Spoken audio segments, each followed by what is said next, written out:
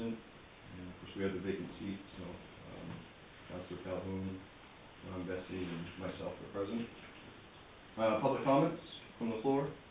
Is that just for the special meeting? I just have a question about the house, the Jenkins house that's at the bottom of, Cottage Hill and Exchange Street. It's in really bad repair, and the doors are open, and we've got enough nighttime activity, we don't need, like, does the town own that? Does the bank own it? Does the people still own it? Do you know which house I'm speaking of? I do not, do you guys? Is that the one right behind, Pearson's?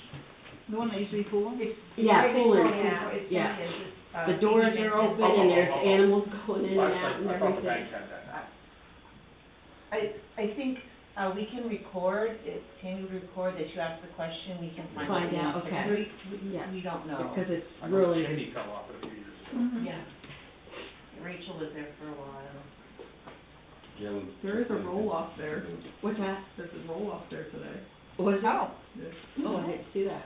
Okay, but that's a plus, obviously. been Because they cleaned used up. to mow it around there, but it's just awful. Awful. Sorry, that's it. No That's all I problem, have. thank you. Anybody else? Okay, seeing no more public comment, we will move on to new business. Review and appoint candidate to fill the vacant council seat. Some backstory, so as you're aware, Councilor, Kirby resigned, she moved away. So we talked about how to come up with candidate, and we decided at our last meeting, we go off of candidates that were on the last ballot, and, Tom Raymond was the other candidate that was on the ballot. I would entertain a motion to, I move that we appoint Tom as to fill the vacant council seat for the remainder of Gail's term. I second that. just, it would be till the end of this year. Is that just the end of the year, not to the end of her term then? Correct, Okay. to the end of the year. Will that make some of them, I'm asking the question. Yeah, absolutely. Will that make some of them off of the right Because I was a solo, so it would just need two this time. that they're supposed to But do? it'll still be, so the next election for Gail's seat will be to finish out her term, so it will be off by one. Okay. Oh, I Okay. understand, so Yeah. we're gonna do it twice.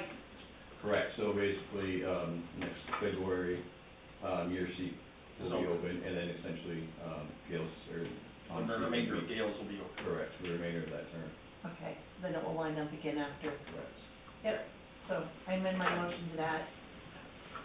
And I second her amendment to that. Any more discussion? All in favor? Okay. Moving on to old business, review draft food sovereignty ordinance with the planning board. Welcome, guys.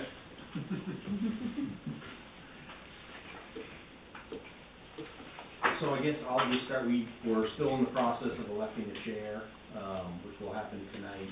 We've had some changeover on the planning board as well.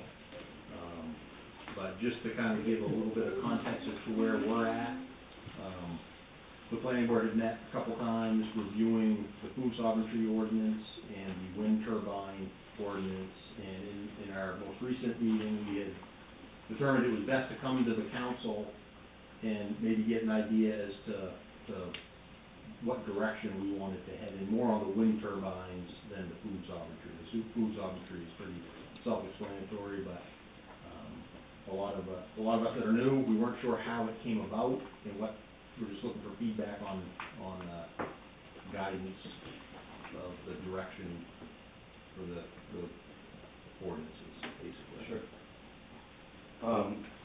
So I guess that is I did look at your two proposals for the wind.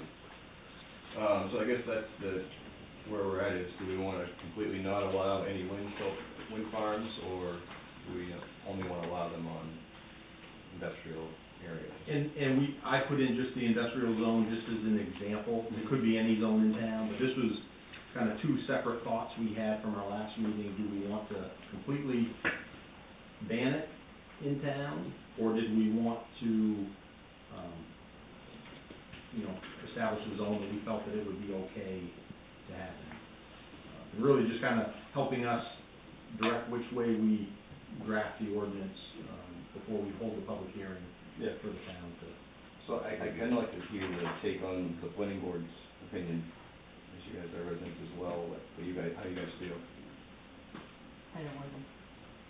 Yeah, that's, That's my, fine, yeah. that's my comment. Yeah, it was, I think, pretty unanimous that there was concern about visual effects and that sort of thing. But also, there was discussion about, just leaving it open for, you know, the town to generate revenue in the future if there was, you know, possibility for that, so. Yeah, so there was, I think, I'd say unanimous, support against, you know, major wind development. Wanted to keep it open for maybe the industrial area or some other area, look for ideas, I guess. I would be a proponent for just not allowing it at all. I don't know how you guys feel. I am more along that line, that, 'cause if it's in the industrial area, it might as well be in our backyard up here, because it's all one view. Does this, like the wind turbine, is that just for like the big industrial ones, like we have a resident in town with a small one, do you know what I mean? Does this allow for them to do that sort of thing, a small one that doesn't obstruct the view? Yeah, so the intent is to prohibit, or, the ordinance would be for just large-scale wind, Like you know, residential. Multiple, like a farm. Like, yeah, great Marshall, big huge ones, Marshall. okay, Right. but like, For residential. if a resident wants to put one up that's the height of their barn or whatever, Yeah. that's still allowed with this. Yeah, I would lean towards no industrial wind. We might just have to change that definition maybe in that. And this was real rough draft. Which like, is yeah, doable. yeah, That's why we, yeah, yeah. Yeah, we think once that. we kind of get an idea as to where we're gonna go, then we'll make it much more specific. Yeah, I'd be definitely on board with that. Put a line in there to the residential side, and allow it for one residential window. Maybe they do it by a height or something, I'm not sure how that is written in there. I'm sure somebody has a policy somewhere we could follow for small scale Yeah. home. Where they're using their, but using it for their own purpose. Right. Not Not to power the block, or, you know, using it for their house, and their house alone, yeah. Most of the small scale ones have regretted the decision and Mhm. have torn them down already I- because they didn't do what was promised. I understand, but I know some. AJ tore his down this summer. Well, there's The still one bearings of, go I know, before the return on investment. There's no return, yeah. there isn't any, yeah. But there are people that have camps, I know somebody, Mapleton, that has one that they built for a camp, and it's small, and it powers enough for their camp, and I would hate that it's not 90 feet tall. Mhm.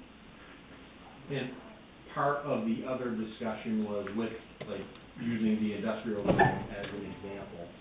That is without hearing from the town's attorney. You know, so every attorney may look at things a little bit different and may say, well, you have to at least allow it somewhere. So the idea with the industrial zone, or the thought process was, no one's ever gonna do it in the industrial zone. So that was a method, or whichever zone that is conducive of. Maybe industrial zone is not the right one, but, the idea was, okay, if the attorney says, well, you should allow it somewhere in town, then we pick a zone that it really can't happen, if that's what the town wants.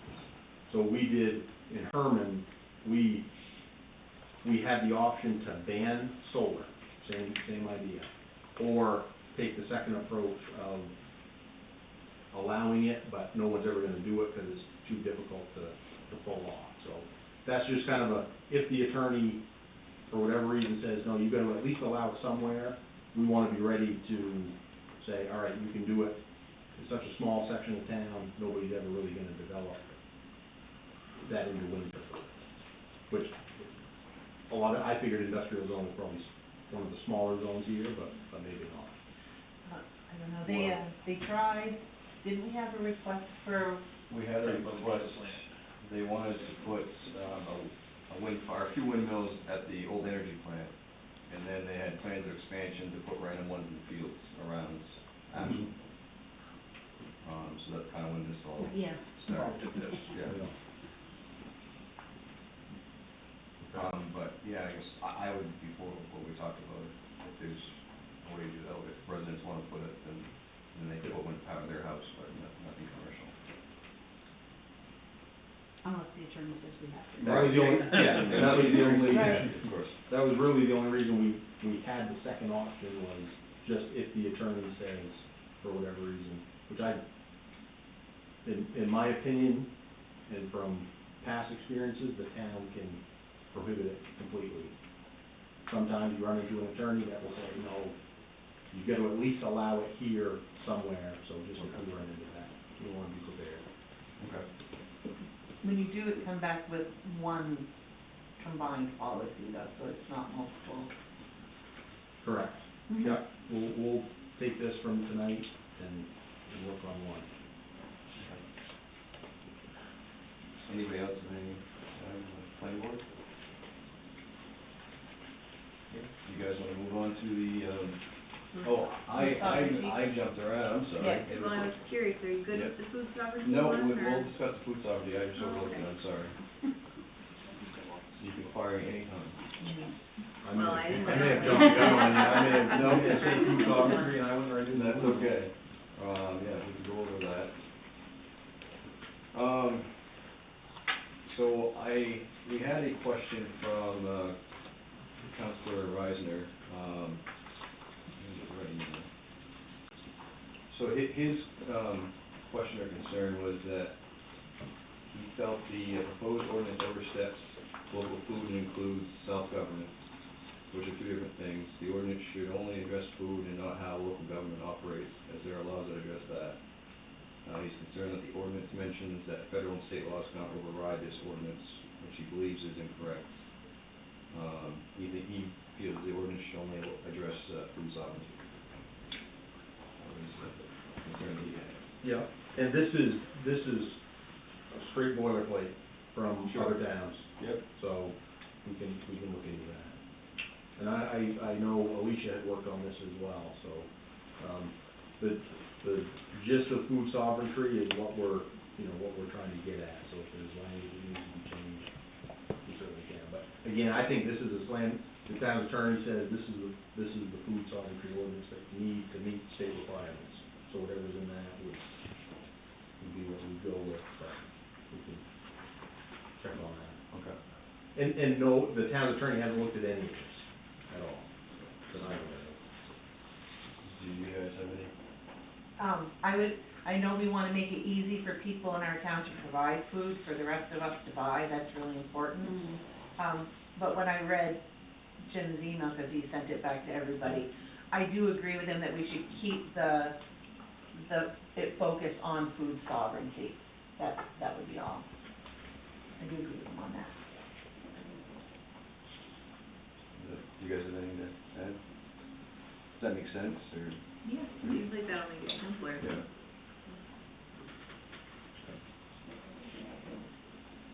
As long as the one-stop still makes my meals, I don't care. I'm a farm stand guy. All right, so I guess we can go through and adjourn if you guys wanna continue on. It sounded like you guys had some business to conduct as well. Yep. All right, so I'll just go through, did you have anything? All right, I don't have anything either. Entertain a motion to adjourn the special town council I meeting. move that we adjourn. I second that. All right, all in favor? Okay. Thank you. Thank you for my other meeting. Not so much. I've already told them to be late, now I gotta do something.